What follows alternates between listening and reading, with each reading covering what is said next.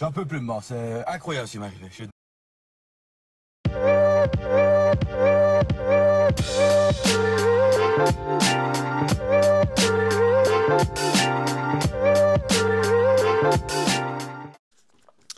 Et bonjour à tous et bienvenue sur la chaîne de l'Examen Crypto. Nous sommes le lundi 24 février 2025, il est actuellement 9h20. On va faire le point bien sûr sur le Bitcoin qui est en léger recul.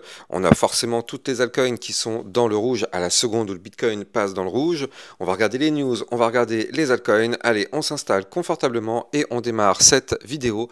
Mais directement, on démarre avec les news, pas mal de choses encore ce week-end. Alors, on a vu que Von Eck estime que si le gouvernement des États-Unis acquiert 1 million de bitcoins d'ici 2029, cela pourrait couvrir jusqu'à 21 000 milliards de dollars de la dette publique. Donc c'est presque la moitié, ce serait juste assez incroyable. On a le hacker de Bybit qui déplace des millions de fonds volés, donc environ 7 millions de dollars en Ethereum, transférés au cours de la dernière, donc ça c'était hier, à partir de l'exploit Bybit, donc du piratage. Les données on-chain relient le pirate au piratage de Fimex, donc vous vous souvenez, hein, c'était il y a quelques mois, quelques années, attribué au groupe Lazarus. Donc ça on le savait aussi, hein. Les utilisateurs de Polymarket estiment qu'il y a 21% de chances que le Bitcoin atteigne 200 000 dollars en 2025. Alors, il y en a quand même 5% qui disent qu'il va atteindre 1 million de dollars. Donc, moi, personnellement, je n'y crois pas une seule seconde. Moi, je pense personnellement que parmi toutes ces estimations, je n'en vois aucune qui me semble logique.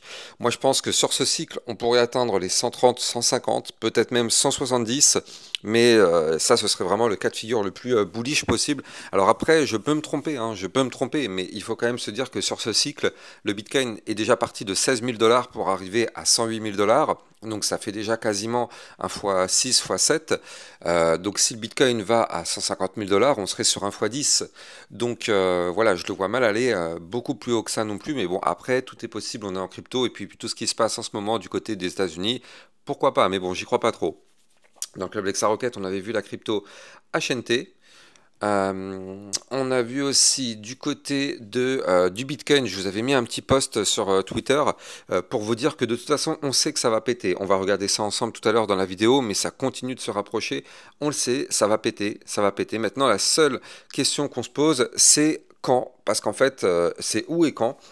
On sait que ça va péter fort, et du coup, je vous avais demandé si vous pensez que ça va péter plutôt dans une semaine, dans la semaine suivante ou dans 3 semaines. Vous avez été quand même nombreux à me dire que ça va péter cette semaine. Bon, on verra bien. En réalité, on n'a pas de boule de cristal. Tout ce qu'on peut savoir, c'est que ça va péter. Voilà, ça c'est la seule chose sûre et certaine, c'est que ça va péter dans les prochains bientôt. Voilà. Mais on n'est pas en train de parler de mois là, on est en train de parler de soit des jours, soit des semaines maximum. Bref. Elon Musk met en garde les employés du gouvernement fédéral. Donc c'est ce que nous pousse Crypto Détente. Donc un email sera envoyé à chaque employé fédéral pour expliquer ses actions de la semaine passée. Ne pas répondre sera interprété comme une démission. Je trouve que c'est plutôt une bonne idée. C'est plutôt une bonne idée parce qu'il y a pas mal d'emplois fictifs, il y a pas mal de personnes qui se tournent un petit peu les pouces. Donc du coup, c'est pas plus mal au final, c'est l'argent du peuple, hein, c'est les impôts et tout ça qui payent ces gens-là. Donc du coup, c'est pas plus mal que s'il y a des personnes qui foutent rien, eh ben on les dégage. Parce que ça veut dire que si elles foutent rien, ça veut dire que elles ont pas de travail à faire, donc à quoi elles servent? Et ben voilà, donc du coup ça pourrait passer un petit coup de Karcher vers ces personnes-là, ou peut-être leur mettre un petit coup de pression pour qu'ils travaillent un petit peu, je sais pas, mais moi je trouve que c'est pas plus mal en tout cas, et ce serait pas plus mal non plus d'avoir ça aussi en France. Les États-Unis avancent progressivement vers l'adoption du Bitcoin. Donc regardez cette carte que nous pousse Crypto Détente. Entre l'intérêt croissant des institutions, les ETF Bitcoin Spot et les débats politiques, on le sait avec toutes les réserves stratégiques et tout ça, donc le chemin vers une adoption semble massivement tracé. Crypto Détente qui nous pousse que l'activité mensuelle des ETF, suivi des achats et des ventes de Bitcoin sur le marché. Donc on voit quand même que eh bien, on a eu plutôt un mois d'avril et un mois de février négatif, contrairement aux statistiques, hein, parce que normalement, je rappelle que le mois de février est censé être un mois bullish, mais là, du coup, en tout cas, du côté des ETF, c'est pour l'instant un mois difficile. Alors, encore une fois, le mois n'est pas terminé, donc peut-être que ça va changer d'ici la fin du mois, mais en tout cas, on est quand même sur des sorties, alors que tous les autres mois, on était quand même sur des entrées plutôt massives, à part le mois d'août, mais bon, c'est tout à fait normal, en plein été, le mois d'août, c'est toujours en général un mois mort, et même sur le marché crypto, en général, il se passe rien du tout. Alors, on a Crypto Dilettante qui nous pousse que Michael Saylor fait de nouveau référence au tracker d'achat Bitcoin stratégie. Donc ça, on le sait, à chaque fois qu'il nous met ce graphique-là et qu'il nous pousse une petite phrase, eh bien, ça, c'est parce qu'il va acheter massivement du Bitcoin. Donc voilà, cet après-midi, je pense qu'on aura une information comme quoi il aura acheté pas mal de Bitcoin. Bybit is the next FTX. En tout cas, c'est ce que nous pousse AX BT Agent. Pense que Bybit n'est pas solide avec un trou de 1,5 milliard de dollars. Je suis pas tout à fait d'accord parce qu'au final, déjà, on voit que ça a été backé par pas mal de plateformes. Donc déjà, rien que ça, on sait qu'il n'y a pas de souci. Et deuxièmement, en plus de ça, Bybit a pas mal suggéré la crise et ils sont même de nouveau en train de refaire leur stock en termes d'Ethereum. Donc ça part plutôt bien en tout cas, donc je sais pas, il faudra voir sur la durée. On a vu dans le club Lexa Rocket la vidéo sur le Hondo. Alors vous le savez, dans le club, ça vous permet de recevoir encore plus de vidéos que ce que vous avez sur YouTube et ça vous permet aussi de recevoir des crypto pépites. Bon là en l'occurrence le Hondo c'était pas une crypto pépite, je vous l'avais dit, c'était une crypto qui est plutôt dans une situation délicate. Mais bref, tout ça c'est dans le club, vous avez le lien du club en description de vidéo. D'ailleurs aussi, vous pouvez rejoindre ma communauté sur Discord. Là aussi, vous avez le lien en description de vidéo. Ça vous permet d'échanger avec la communauté, ça vous permet de poser des questions, de vous entraider. Donc n'hésitez pas d'aller rejoindre le Discord. Le lien est en description de la vidéo. Bitcoin, le meilleur est devant nous quand on regarde cette charte. Alors qu'est-ce que vous en pensez? Dites-moi en commentaire, mais moi personnellement quand je vois ça, je me dis que c'est juste incroyable ce qui pourrait arriver en 2025-2026. Donc moi personnellement, de toute façon, je vous l'ai déjà dit depuis maintenant pas mal de temps, pour moi je pense qu'on aura une seconde partie de bull run qui sera assez incroyable. Donc bon, on attend, on sait que Rome ne s'est pas fait en un jour. Crypto Dilettante qui nous pousse que MicroStrategy, donc qui s'appelle maintenant Stratégie, possède presque autant de Bitcoin que tous les gouvernements du monde réunis. Je ne sais pas si vous vous rendez compte, c'est juste incroyable. À eux tout seuls, ils ont 478 740 bitcoins. Tous les gouvernements, à eux, ont 529 000 bitcoins. Donc, juste à une seule entreprise, ils ont quasiment autant de bitcoins que tous les gouvernements. C'est juste, mais hallucinant. Et c'est pas fini, hein. C'est pas fini parce que comme je l'ai dit tout à l'heure, très sûrement tout à l'heure ils vont continuer d'acheter du Bitcoin. Quand ils achètent, c'est en général 10 000, 15 000, 20 000, donc ça va très très vite. Donc on ne serait pas surpris. Les baleines accumulent du Bitcoin comme jamais. Un mouvement majeur est en cours. Préparez-vous. Donc ça, effectivement, c'est ce que nous pousse Crypto Détente. Et moi, je suis complètement en phase avec ça. De toute façon, j'arrête pas de vous le dire, ça va péter. Quand on voit ce graphique, on voit que les baleines accumulent. Alors encore une fois, par rapport au graphique, on sait que ça va péter. On ne sait pas dans quel sens, bien sûr. Enfin, moi, j'ai une petite idée, mais je n'ai pas de boule de cristal et je ne suis pas conseiller financier. Mais en tout cas, on sait que ça va bientôt péter. Il y a quand même pas mal d'indicateurs qui nous indiquent ça. Et on va regarder tout de suite la configuration. Mais avant ça, je rappelle à tout le monde que tout ce que je vais dire n'est en aucun cas un conseil financier. C'est à vous de faire vos propres recherches. Et n'oubliez pas que le trading de crypto comporte des risques de perte partielle ou majeure. Alors, du côté de notre Bitcoin, qu'est-ce qu'on voit? Eh bien, alors, je vais le reprendre. Voilà, on voit qu'on a chuté un petit peu depuis hier. Pourtant, on a eu une belle clôture, encore une fois. Il faut le noter. On a eu une clôture jour hier, posée pile poil une nouvelle fois sur le support des, des 96 188 dollars. Vous le voyez ici, on avait le support qui se trouve ici.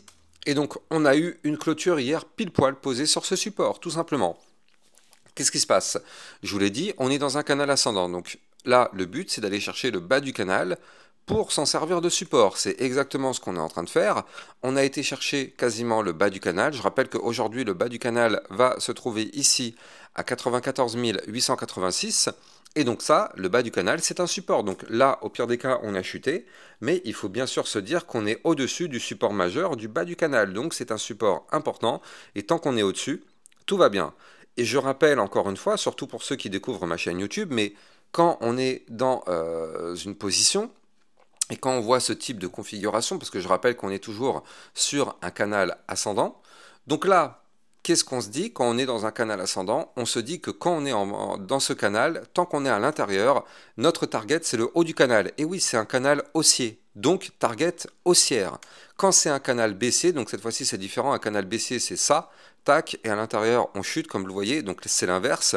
Là, dans ce cas-là, c'est différent. Un canal baissier, ça voudrait dire que on va chercher le bas du canal. C'est notre target. On est dans un canal haussier actuellement. Notre target, c'est le haut du canal. Donc le haut du canal, 107 190 dollars. Tant qu'on est à l'intérieur de ce canal, et c'est toujours le cas, eh bien, c'est notre target. Alors, moi, je vous avais dit, effectivement, faut se préparer. Il va falloir se préparer parce que là, plus on va attendre dans la configuration dans laquelle on est actuellement, plus les bandes de Bollinger vont se resserrer. Vous le voyez ici, on est sur une configuration où, ça y est, on est dans une compression maximum. Alors, on peut compresser encore comme ça pendant quelques jours, mais ce qui est sûr et certain, c'est qu'on ne va pas rester comme ça pendant plusieurs mois. Ça, c'est clair et net. On va rester comme ça, là, quelques temps, mais au bout d'un moment, avec des bandes de Bollinger aussi resserrées que ça, on va avoir un mouvement de sortie hyper volatile. Donc, il faudra vraiment être prudent et être prêt, parce que si c'est une cassure par le bas, ça voudrait dire qu'on casse le bas du canal, et ça, ce serait malheureusement baissier. C'est pas le scénario que je pense qu'il va se passer, mais je préfère vous en parler parce que vous le savez, dans la crypto-monnaie, il faut arrêter de croire au Père Noël, on va pas devenir riche en claquant des doigts. Donc là, si on casse ce bas de canal, donc aujourd'hui les 94 000, combien c'était 94 900 $, bah du coup effectivement dans ce cas-là, ce serait pour aller chercher les supports 93 477 et le bas du range qui se trouve ici à 92 500. Ça, ce sont les niveaux clés de support à venir chercher, voire même beaucoup plus bas, hein, 89 630 ou encore des autres niveaux clés. Ça, c'est le scénario pessimiste si on casse ce canal par le bas. Pour l'instant, ce canal, il n'y a pas de problème, il fait que tenir. Donc, tant que ça tient, on a l'espoir, comme je l'ai dit, d'aller chercher notre target à 107 190. Maintenant, ce qu'il faut noter, c'est que là, on a tout notre ruban de moyenne mobile qui est au-dessus de notre tête, vous le voyez ici. Le ruban est juste au-dessus, le ruban est compressé, le ruban est dans le ruban, les bandes de Bollinger. Donc, ça veut dire quoi concrètement? Ça veut dire que si on arrive à péter ces bandes de Bollinger par le haut, on pourrait faire un mouvement quand même relativement explosif et pourquoi pas aller chercher directement les 102 000 $, voire même pourquoi pas les 107 000 $ si on casse par le haut ce ruban de moyenne mobile. Ce serait quelque chose de tout à fait possible, tout à fait normal. On sait qu'on va avoir un mouvement volatile en approche. On ne sait juste pas quand et on ne sait juste pas dans quelle direction, sinon ce serait beaucoup trop facile. On serait tous des milliardaires à Dubaï en train de siroter des cocktails sur nos bateaux. Ce n'est pas le cas. On a tous des Twingo, des petites Peugeot 206 et on a tous des studios ou des 2 pièces. On n'est pas à Dubaï, on est en France, on est en galère et dans d'autres pays on est en galère. C'est pour ça qu'on est dans la crypto. Donc ne croyons pas au Père Noël et surtout, comme je le dis à chaque fois, ne soyons pas naïfs.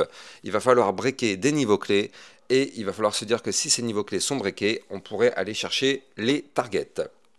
Bon, ceci étant dit, du côté du RSI, on reste bas, regardez ça, on est à 43, 43 de RSI, c'est très très bas, je rappelle qu'on est loin de la zone de retracement, donc du coup, si on doit pousser, on a de la place pour faire un mouvement impulsif et explosif, donc c'est pour ça. Là, de toute façon, comme je vous l'ai dit, plus on va attendre, plus on va rester dans cette configuration, et plus on reste dans cette configuration, plus vous allez le voir, les bandes de Bollinger vont continuer de se resserrer, jusqu'à un moment où elles sont trop resserrées, et là, boum, ça pète. Donc là, on est au début du mouvement avec les bandes de Bollinger qui commencent à se contracter.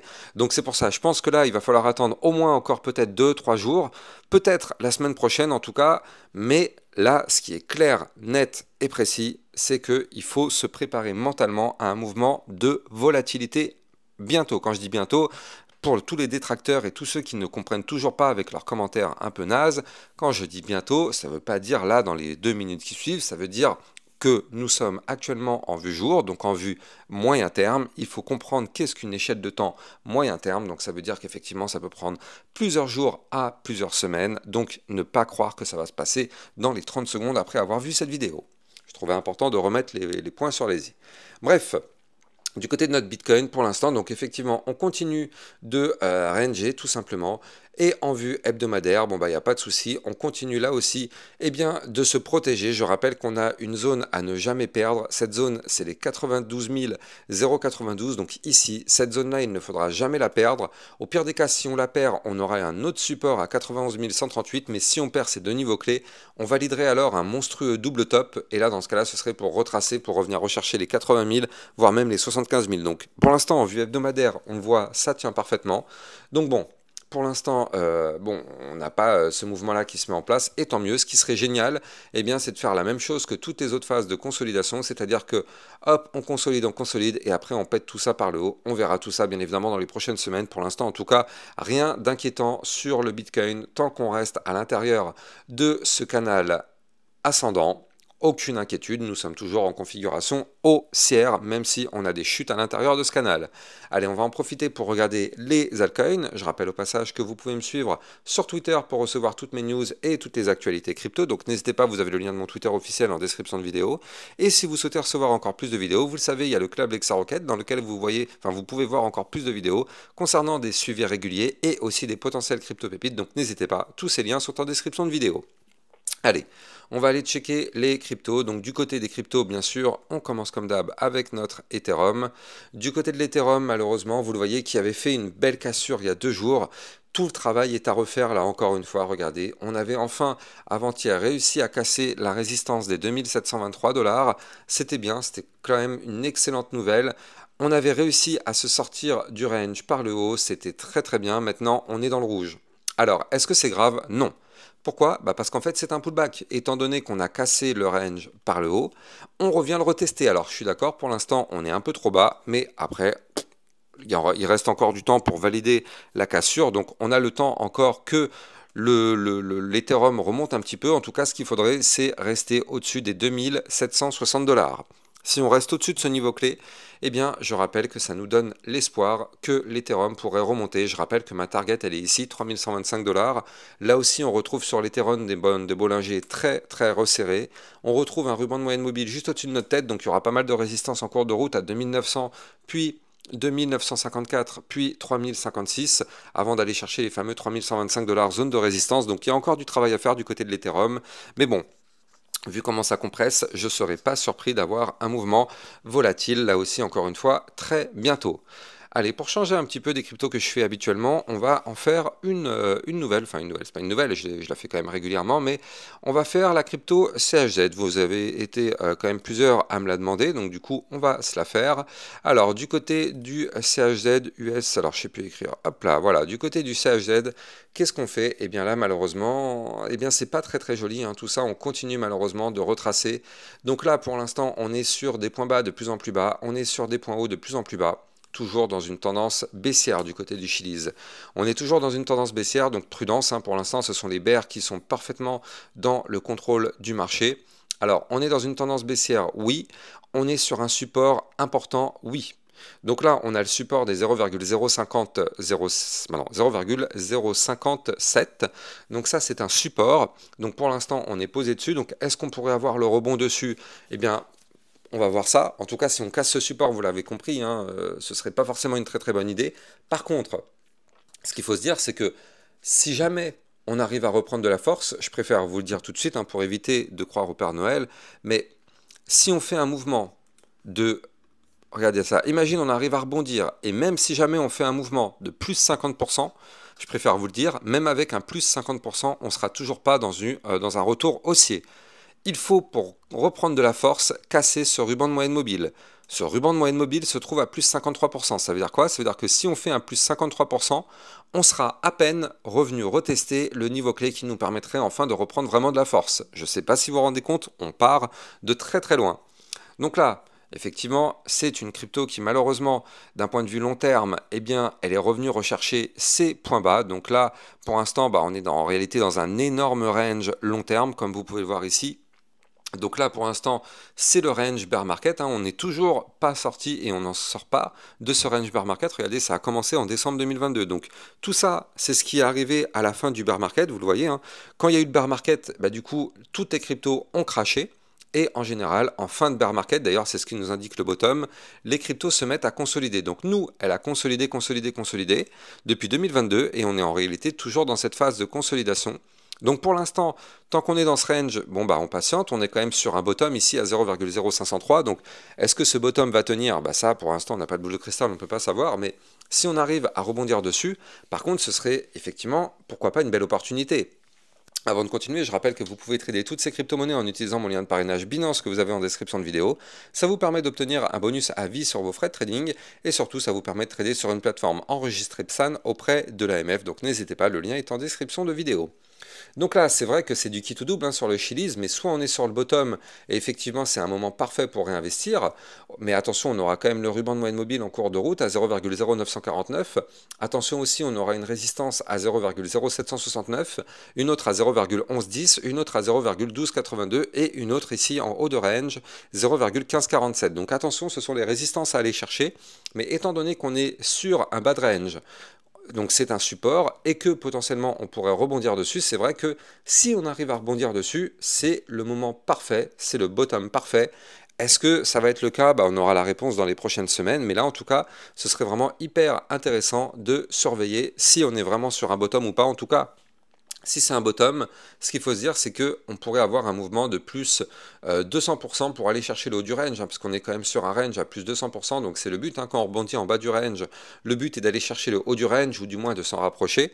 Donc bon, affaire à surveiller, c'est vrai que c'est tentant, mais en tout cas pour l'instant on n'a pas de confirmation de reprise haussière, c'est ça qui est un petit peu embêtant, et je rappelle que même en vue à un peu plus moyen terme, là aussi c'est pareil, il n'y a rien du tout qui nous indique un retournement à la hausse, même pire que ça, pour l'instant on est sur une phase complètement baissière, on a juste ce support qui est là, qui est d'accord un support historique, mais c'est le seul indicateur qui nous pousse qu'effectivement on pourrait faire quelque chose. Alors si, il y a quand même le RSI qui est extrêmement bas, on est à 33 en vue moyen terme, et on est à combien? On est à 39 en vue long terme. Donc effectivement, le RSI est extrêmement bas.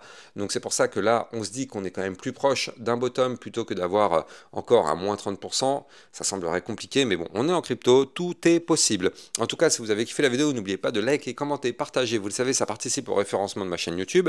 Et n'oubliez pas de vous abonner pour recevoir tous les jours une, 2 à 3 vidéos concernant le Bitcoin et les altcoins. Je vous dis à plus tard, ciao ciao.